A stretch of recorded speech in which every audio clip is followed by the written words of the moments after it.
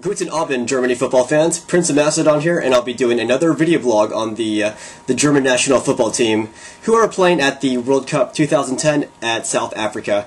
And the reason why I'm covering every Germany match is because I'm actually a hardcore fan of the German national football team. I've been a big fan ever since 1994 when I started watching the Germans play at the World Cup being held in the USA at the time. And I've seen all of their games at the World Cup and the Euro, so yeah, I really love watching the Germans play. In any case, today was the second match for the first round for the Germans, and in their first match, Germany played against Australia. They beat Australia 4-0. As for Serbia, this was their second match as well. They played against Ghana in their first round. Ghana actually beat Serbia when the Serbians went down a man. He got red carded for some reason, and then Ghana scored a goal after that incident. And anyways, going into this match, the Germans were ranked number 6 in the world, and Serbia was ranked number 15 in the world. So the skill level was very close in this match, and I was really predicting that Serbia was a very good team, and I predicted that Serbia would actually advance behind the Germans out of Group D.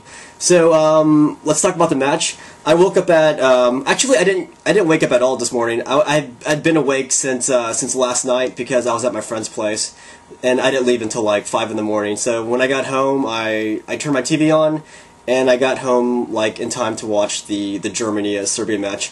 And that match was actually played at 7:30 a.m. in the morning for us East Coast Americans. So it was pretty early, and I actually requested every day off. Every day that the Germans play, because I don't want to miss a single match that Germany plays, and I don't like to TiVo games, because when I TiVo games, it feels like I'm behind, and someone actually might give me a spoiler and tell me who won the game, and I don't want that happening. So when I watch a football match, I want to be watching with the rest of the world, so all the news is current. So anyways, yeah. Germany versus Serbia, very good game. As you guys know, Serbia actually won the game 1-0, and Germany had a man red carded, but I'll talk about that in a minute.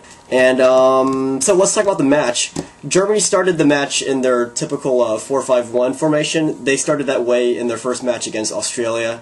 And at goalkeeper, they had Neuer. In their back line, they had Mertesacker, Friedrich, Lahm, and Badstuber. And in the midfield, they had who they have Khedira and Schweinsteiger as holding midfielders, and as attacking midfielders, they had Müller, Özil, and Podolski.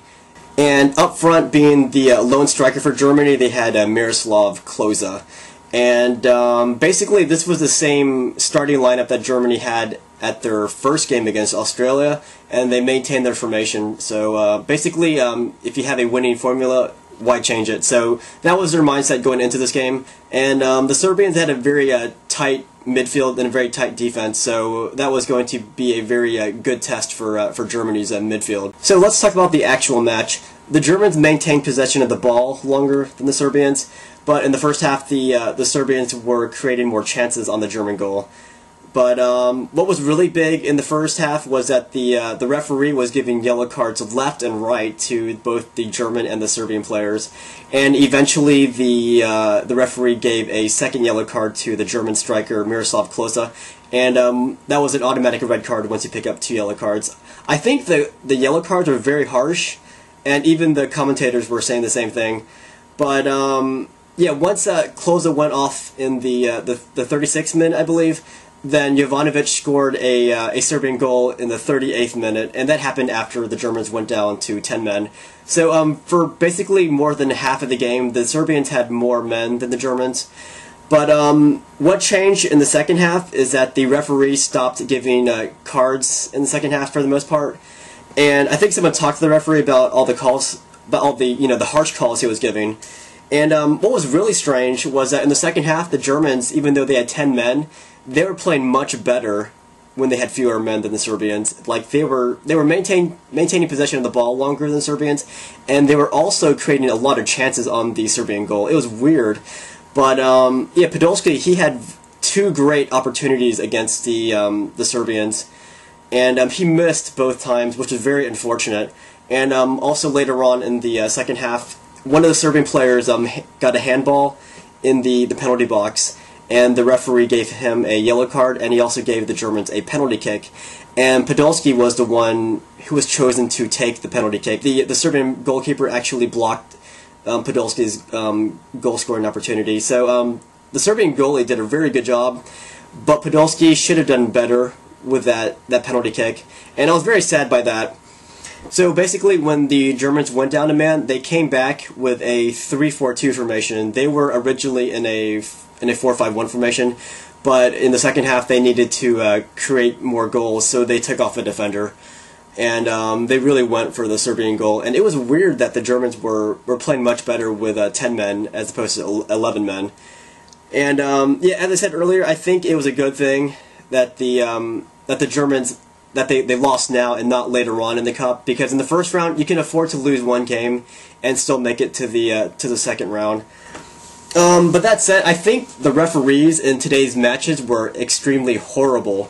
Like the referee in the German-Serbia match, he was doing a very bad job. He was giving cards way too many times, and like you could see it in the players in their tackling opportunities. They were scared to tackle the other player because they were afraid of getting a card for it. So I just want to say that I'm glad that even though when Germany went down to 10 men, instead of losing heart and playing negatively, the Germans actually came out even better in the second half, and they were attacking the Serbian goal. They were creating tons of chances on the Serbian goal. Yeah, even though they lost, I want to say that the Germans played really well. I was very impressed with their spirit in that game. Yeah, overall, I just want to say good game to both Serbia and Germany. They both played really well. But speaking of bad referees, I want to talk about the second match today. That was between the USA and Slovenia. I got to say that the referee in that game, he was making very questionable calls throughout the entire game. Like at some point in the I think the first half, the referee decided to give a US player a yellow card for a deliberate handball, but what ended up happening was the ball was floating in the air, and then the US player tried to control the ball with his head, but what ended up happening was the ball hit the US player in the face, and then the ball kind of rolled down and hit his shoulder or upper arm, and when the referee saw that, he decided to give the US player a yellow card for a deliberate handball. That was a very bad call in my mind, and I'm hoping that the U.S. lodges a complaint about that, because that could really affect the U.S. team if they lose that man. But yeah, and then another very bad call. This is a very controversial call.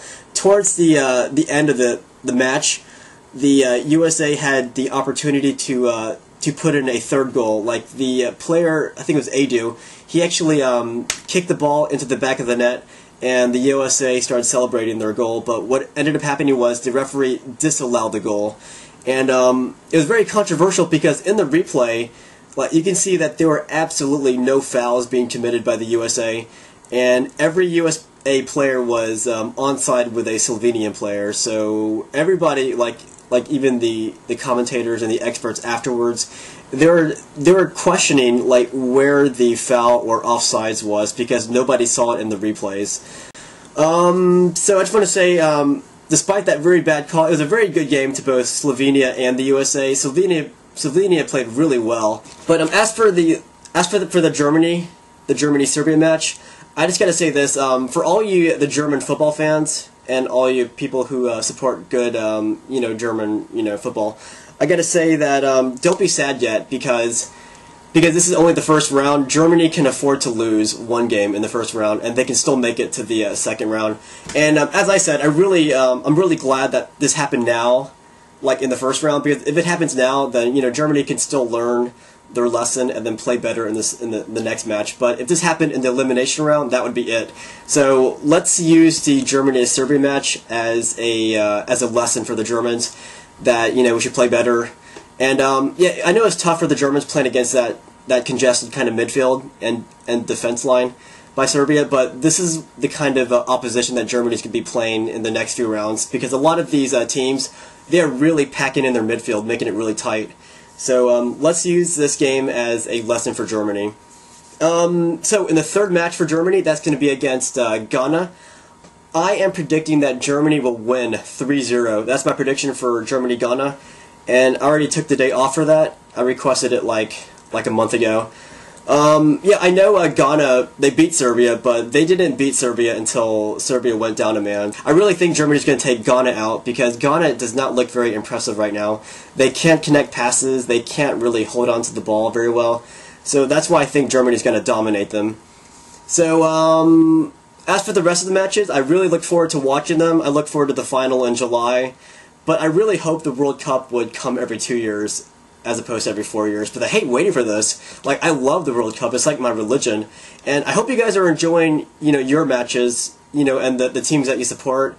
And I'm really looking forward to the next Germany match. And until then, Auf Wiedersehen.